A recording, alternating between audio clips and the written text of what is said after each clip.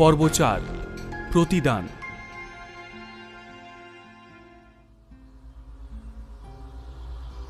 Lucky তার নতুন platinum card নিয়ে নিউ সিটি ব্যাংক থেকে বেরিয়ে গেল।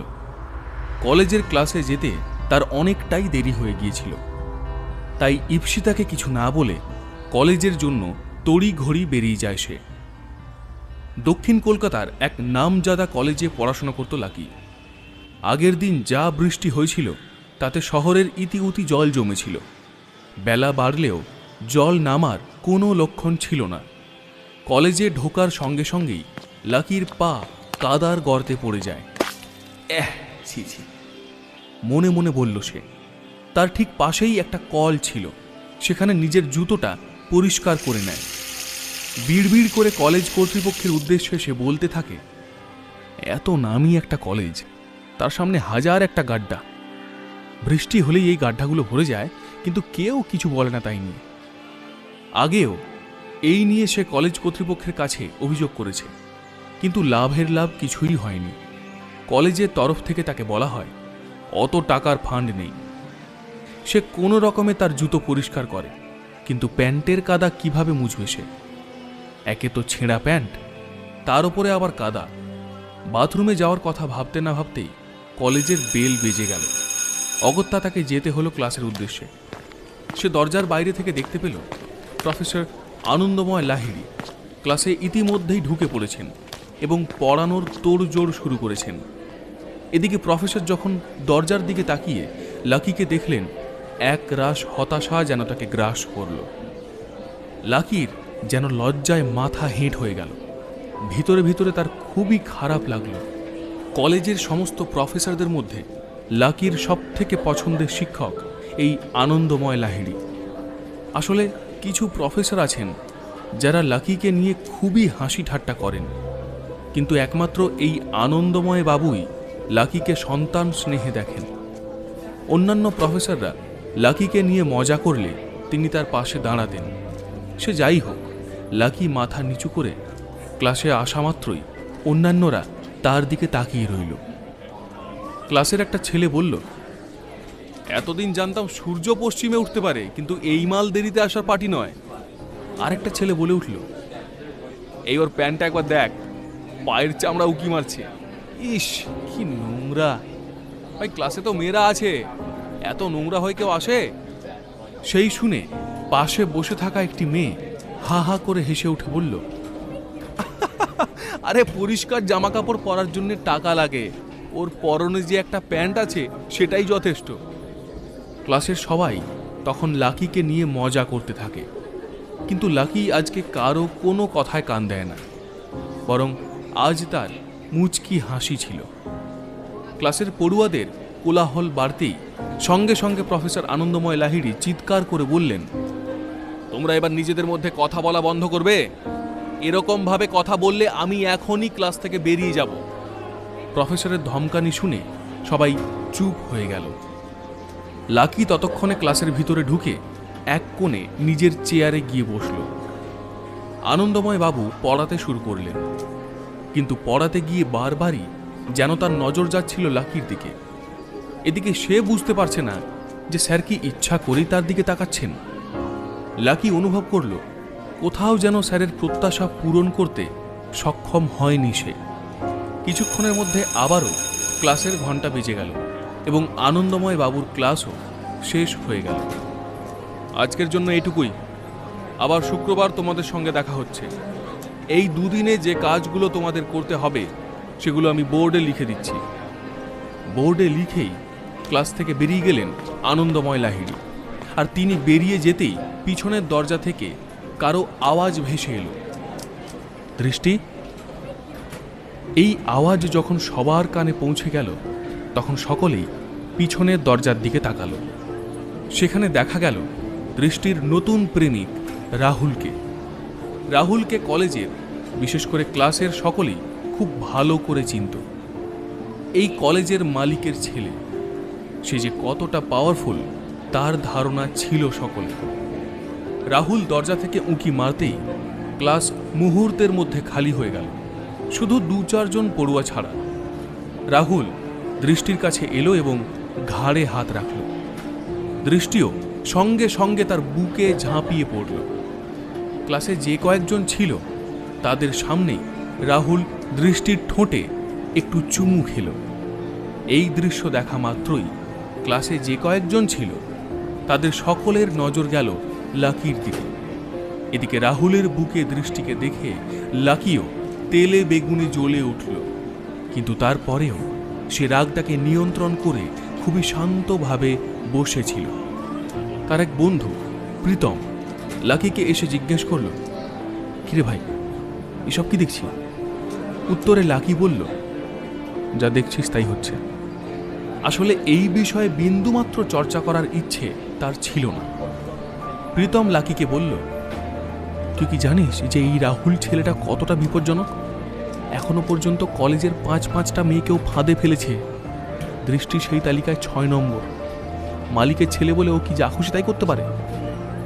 প্রীতম অনুভব করল যে তার কথা শুনে লাকির খুবই খারাপ লাগলো, কিন্তু তাও সে মুখে হাসি নিয়ে বলল, আমার তো কোনো সমস্যা নেই ভাই, সবার নিজের জীবন আছে, যার যা ইচ্ছা তাই করবে, আমি বলার কে? এই কথা বলেই লাকি একবার দৃষ্টি আর রাহুলের দিকে তাকালো। রাহুল এবং দৃষ্টিরও লাকির সঙ্গে চোখাচোখি হয়ে যায়। তাকে আরও বেশি করে উত্ত্যক্ত করার জন্য তার সামনে দিয়ে রাহুল এবং দৃষ্টি খুবই অন্তরঙ্গভাবে এসে দাঁড়ায়। দৃষ্টি বলে ওঠে, এই লাকি শোনো। রাহুল তখনও দৃষ্টির কোমরে একটা হাত দিয়ে দাঁড়িয়ে আছে। দৃষ্টি তখন তার মোবাইল থেকে কভারটা খুলে লাকির মুখে ছুঁড়ে মারল। তোমার সঙ্গে যেহেতু আমার ব্রেকআপ হয়ে গেছে, তাই এই সস্তার মোবাইল কভারটাও আমার আর দরকার নেই। লাকিকে খুবই খারাপ ভঙ্গিমায় বলল দৃষ্টি। লাকিকে অপমান করার এই সুযোগটা হাতছাড়া না করে রাহুলও বলল, বেবি, এ তোমাকে একটা মোবাইলের কভার উপহার দিয়েছে। মোবাইলের কভার আবার কেউ কাউকে গিফট দেয়, তাও আবার গার্লফ্রেন্ডকে। লাকি যেন ভিতরে ভিতরে হাসছিল। দৃষ্টি তখন রাহুলকে বলল, ও তো জন্মের ভিখারি, মোবাইল গিফট করার ক্ষমতা নেই, তাই কভার গিফট করেছে। রাহুল বলল, কোনো ব্যাপার না বেবি, আমি আজ তোমার জন্য নতুন মোবাইল কিনে আনবো। চলো পার্ক স্ট্রিটে যাই, আর তোমার জন্য একেবারে লেটেস্ট মডেলের ফোনটা কিনে নিয়ে আসি। রাহুলের এই কথা শোনা মাত্রই খুব জোরে জোরে হাসতে ইচ্ছে করল লাকি, কিন্তু কোনোভাবে সে তার হাসি চেপে রাখল। রাহুল আরও বলল, হ্যাঁ বেবি, আজ আমরা প্রথমে ফোন কিনবো, তারপর নতুন ফোনের জন্যে রাতে পার্টিও করব। এই কথা শোনার পরে দৃষ্টি রাহুলের মুখের দিকে আঙুল নাড়াতে লাগল। দৃষ্টির সেই ইঙ্গিত খুব ভালো করেই বুঝতে পেরেছিল লাকি। সে জানত কেবল তাকে জ্বালানোর জন্যই এমন করেছে দৃষ্টি, কিন্তু লাকির নিজের থেকেও বেশি আজ দৃষ্টির জন্য কষ্ট হলো। তার মনে হলো টাকার জন্য এই খারাপ ছেলেটার সঙ্গে জুটেছে দৃষ্টি। লাকির আরও মনে হলো একটু অপেক্ষা করলেই সেও তাকে নতুন দামি ফোন কিনে দিত। প্রীতম লাকিকে বলল, তোর সামনে এসব হচ্ছে, একটুও খারাপ লাগছে না? রাগ হচ্ছে না লাকি? তুই হাসছিস? হাসতে হাসতে লাকি বলল, যা হচ্ছে তা ভালোর জন্যই হচ্ছে, আর যা হয় তা ভালোর জন্যই হয়। এই বলে দৃষ্টির দিকে তাকিয়ে থাকলো সে। লাকির এই সহাস্য বদন দেখে রাহুল আর দৃষ্টির মনে যেন একটু খটকা লাগলো। দৃষ্টি সঙ্গে সঙ্গে রাহুলকে বলল, লেটস গো বেবি। বেবি নয়, আজ থেকে তুমি আমাকে হাবি বলে ডাকবে, আর আমি তোমাকে ওয়াইফি বলে ডাকবো। এই বলে লাকির সামনে দৃষ্টিকে আবার একবার চুমু খেল রাহুল। এই দেখে লাকির একটু খারাপ লাগলো, একটু হিংসে হলো। তাই সে বলল, দৃষ্টি, আমার সামনে এগুলো করে তুমি কি দেখাতে চাইছো? কি প্রমাণ করতে চাইছো? তোমার কি মনে হয় এসব দেখে আমার খারাপ লাগছে? লাকির মুখ থেকে এই কথা শুনে খুব রেগে গেল রাহুল। সে বলে উঠল, এই ছেঁড়া প্যান্ট পরা 4 আনার ছোকরা, তোর খারাপ লাগলো না ভালো লাগলো তাতে আমাদের কিছু যায় আসে না। তবে আজ থেকে তুই যদি দৃষ্টির দিকে তাকাস তাহলে তোর চোখ দুটো গেলে দেব। এই কথা শুনে খুব গায়ে লাগলো লাকির বন্ধু প্রীতমের। সে তখন বলল, না ভাই, এইসব করার প্রয়োজন হবে না, তোরা যা করছিস কর, লাকি তোদের রাস্তায় আর আসবে না। দৃষ্টিকে নিয়ে রাহুল যখন ক্লাস ছেড়ে বেরিয়ে যাবে তখনই পিছন থেকে আর একটি মেয়ের কণ্ঠ ভেসে এলো। দৃষ্টি। সবাই যখন মেয়েটির দিকে তাকালো, দেখা গেল শর্ট হাইটের একটি মেয়ে দৃষ্টির দিকে তাকিয়ে রাগে ফুঁসছিল। তার চোখে চশমা ছিল এবং খোলা চুলেই সে একটু দেরি করে কলেজে এসেছিল। দৃষ্টি, এগুলো তুই কি করছিস? তুই এবার সভ্যতা ভদ্রতা সব সীমা ছাড়িয়ে যাচ্ছিস। লাকির মতো একটা ছেলেকে ছেড়ে দিয়ে তুই এই অসভ্যতার সঙ্গে ঘুরে বেড়াচ্ছিস। আমার কথা মিলিয়ে নিস, একদিন যখন এই ছেলেটা তোকে ব্যবহার করা হয়ে যাবে সেদিন তোকে রাস্তায় ছুঁড়ে ফেলে দেবে। দৃষ্টি বলে ওঠে, প্রিয়াঙ্কা, এসব তুই কি বলছিস? আসলে দৃষ্টি, লাকি এবং প্রিয়াঙ্কা তিনজনেই খুব ভালো বন্ধু। এই প্রিয়াঙ্কা খুবই ঠোঁট কাটা স্বভাবের মেয়ে, যা বলার তা মুখের সামনেই বলে দেয়। কাউকেই ভয় পায় না সে, তা যত বড়লোকই হোক না কেন। লাকি আর দৃষ্টির মধ্যে কখনো ঝামেলা হলে তা মেটাতো প্রিয়াঙ্কা। লাকিকে ভাইয়ের মতোই ভালোবাসে সে। দৃষ্টির উদ্দেশ্যে প্রিয়াঙ্কা বলল, যা বলছি একদম ঠিক বলছি। দৃষ্টি তো লজ্জা হওয়া উচিত। আমি কোনো দিন ভাবিনি যে মুখোশের আড়ালে তুই এরকম একটা মেয়ে। লাকির মতো ছেলে এই দুনিয়ায় তুই আর পাবি না। দৃষ্টির প্রিয় বন্ধু প্রিয়াঙ্কার এই কথাগুলো লাকি এবং রাহুল দুজনেরই কানে যাচ্ছিল। এবার লাকির সামনে এসে প্রিয়াঙ্কা আরো জোরে বলতে শুরু করে, এত তাড়াতাড়ি সবকিছু ভুলে গেলি দৃষ্টি? কঠিন সময় তোর পাশে দাঁড়িয়েছিল এই ছেলেটা। যখন তুই অসুস্থ ছিলি, সোজা হয়ে দাঁড়াতে পর্যন্ত পারতিস না, এই গরিব ছেলেটাই তোর জন্য রান্না করে ওষুধ খাইয়ে তোকে সুস্থ করে তুলেছিল। খারাপ দিনগুলো এত তাড়াতাড়ি ভুলতে নেই দৃষ্টি।